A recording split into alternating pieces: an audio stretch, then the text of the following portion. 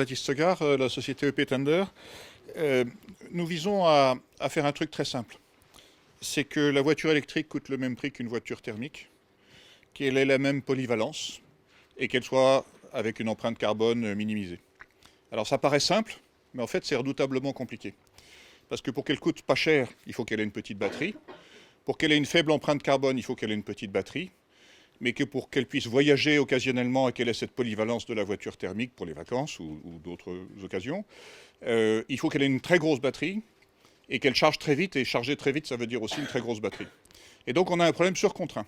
On ne sait pas faire une voiture qui est à la fois une petite batterie au quotidien et une grosse batterie lors des longs voyages.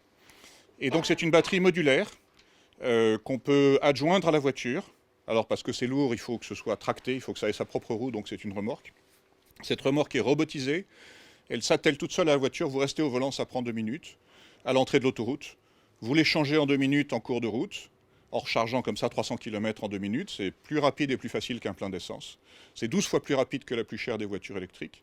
Et cette batterie, comme elle est partagée, elle est utile 90% du temps pour 20 voitures qui vont voyager occasionnellement, mais aussi comme génératrice zéro émission pour des chantiers, des tournages de cinéma, des événements, et également pour faire des services au réseau électrique quand elle est stationnaire. Donc on fait du stockage, elle va se recharger de manière intelligente quand il y a du vent, quand il y a du soleil, et elle va aider le réseau électrique à gérer l'intermittence.